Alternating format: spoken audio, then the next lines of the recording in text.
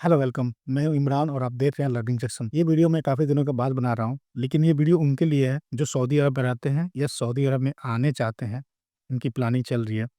उनके लिए ये बहुत ज़रूरी वीडियो है, हो सकता है आपकी बहुत काम आ सके।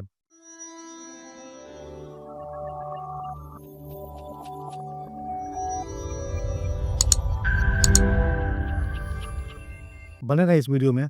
मैं इसमें कुछ टॉपिक्स पे बात करूँगा जो आपका बहुत ही ज़्यादा टाइम और पैसे बचाएगा और आपको मेंटली पीस भी देगा। तो चलिए शुरू करते हैं। एक्चुअली मैंने ये अपने मोबाइल फ़ोन में लिख के रखा हुआ है, किन-किन टॉपिक पे बात करना है, ताकि मैं भूल ना सकूँ, इसीलिए मैं एक-एक करके बात करूँगा सबके ऊपर। आइए, सबसे पहले बात करते हैं कानून। यहाँ की कानून बहुत ही स्ट्रिक्ट है। यहाँ की कानून स्ट्रिक्ट इसलिए है क्योंकि यहाँ पे वार्निंग नहीं मिलती है, डायरेक्ट आपका चालान कट जाता है, यानी आपका डायरेक्ट ही मुखालफा लग जाता है। तो इसीलिए कोई भी गलती करने से पहले आप सतर्क रहें, सोचे-समझे, जो नहीं पता अपने पुराने दोस्तों से पता करें, पूछें, उसके बाद ही कोई काम करें, क्योंकि यहाँ वार्निंग के नाम पर डायरेक्ट मुखालफा मिलता है। अगली बात, इकामा। इकामा आपको किसी भी कीमत पे एक्सपायर नहीं होने देना है। अगर आप कंपनी में काम करते हो या आप किसी कपील पे काम करते हो या आप आज़ाद पे काम करते हो, आप अपने इकामा को एक्सपायर ना होने दें। एक दिन भी अगर इकामा एक्सपायर हो जाता है, तो आपको भारी चालान पड़ सकती है और आपको बहुत ही ज़्यादा टेंशन हो सकता है। अगली बात, ट्रैफ़िक को कभी मज़ाक में ना लें।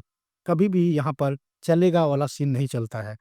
तो इसीलिए सीट बेल्ट हमेशा यूज़ करें, मोबाइल फ़ोन कभी भी ड्राइविंग के टाइम में यूज़ ना करें, स्पीड हमेशा नियंत्रण में रखें, जो स्पीड लिमिट है रोड की, उसी स्पीड पे चलें, क्योंकि यहाँ पर जब काम कैमरा फ्लैश मारता है ना, तो आपके मोबाइल वाले फ्लैश वाला सुकून नहीं मिलता है। फ्लैश लगते ही आपको टेंशन और दौरे शुरू हो जाते हैं, तो इसीलिए इससे बचें।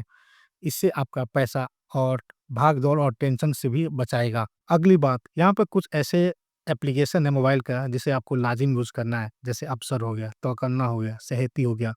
इसमें से अबसर सबसे ज़रूरी है। अभी अबसर के साथ में आपको अपना नफ़ात भी रजिस्टर करना पड़ता है, लेकिन अबसर सबसे ज़्यादा ज़रूरी है, क्योंकि उसमें पता चलेगा कि ये आपको मुखालफा है आपके ऊपर या नहीं, या फिर ट्रैफ़िक का मुखालफा आया है या किसी और चीज़ का मुखालफा आया है, आप इसमें चेक कर सकते हैं, अपने इकामा देख सकते हैं, एक्सपायरी चेक कर सकते हैं, लाइसेंस देख सकते हैं, एक्सपायरी चेक कर सकते हैं। तो आप अवसर चलाना ज़रूर सीखें और इसको रजिस्टर तो कंपल्सरी करना ही होता है, लेकिन चलाना बहुत लोगों को नहीं आता है, तो चलाना यहाँ पर ज़रूर सीखें। उसके बाद आप यहाँ पर सऊदी अरब में आए हैं सिर्फ़ पैसों के लिए, तो पैसे की प्लानिंग बहुत अच्छी तरह होनी चाहिए। ऐसा नहीं है कि सैलरी आते ही सारे खर्च कर दें, यानी कपड़े खरीदे, जूते खरीदे, मोबाइल खरीदे, लैपटॉप खरीदे, अपने स्टाइल पे रह जाएँ और बाद में 10 साल बाद जब आप सऊदी से घर जाएँ तो पता चला आपके पास 1 रियाल नहीं है और रियाल के चक्कर में यहाँ पर 10 साल गुज़ार चुके हों और घर जाते वक़्त आप 1 रुपया ना हो, उस टाइम अफ़सोस हो। इसीलिए पैसे की प्लानिंग सबसे ज़्यादा ज़रूरी है कि आप कितने अर्न कर रहे हैं और कितने खर्च कर रहे हैं। मेरा सजेशन है कि आप एक एप्लीकेशन यूज़ कर लें जिसका नाम है मनी मैनेजर। मैं अपने मोबाइल में आपको दिखा देता हूँ।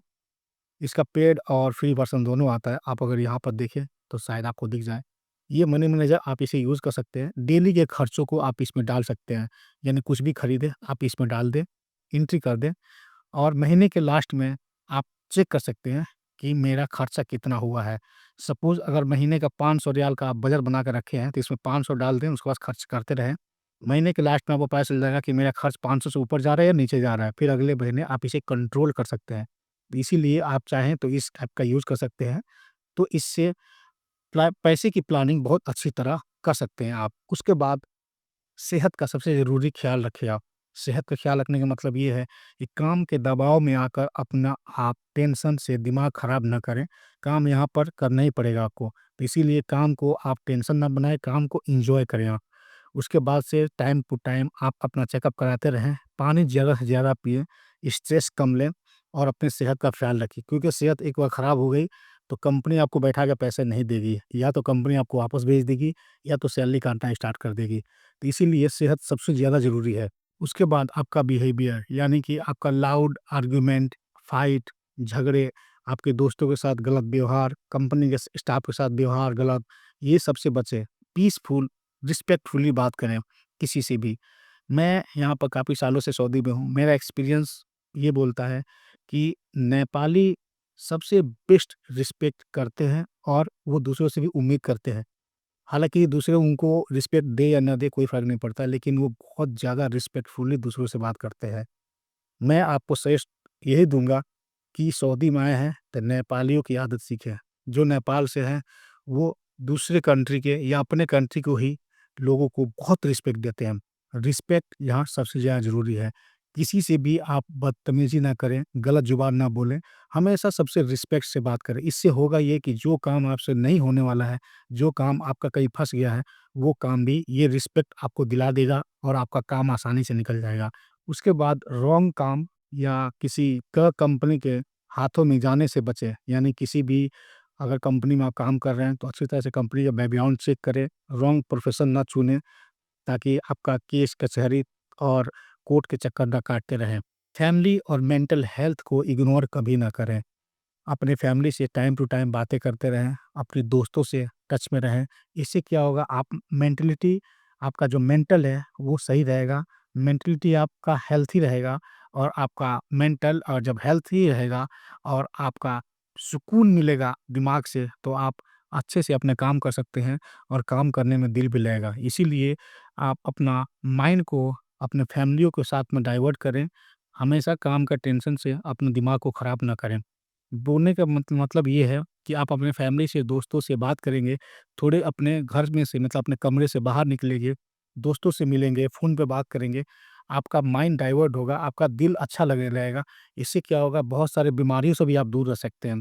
सपोज़ कि अगर आप एक ही कमरे में काम से आते हैं, उसमें सो जाते हैं, फिर उठते हैं, फिर काम में चले जाते हैं, फिर काम से आते हैं, फिर सो जाते हैं।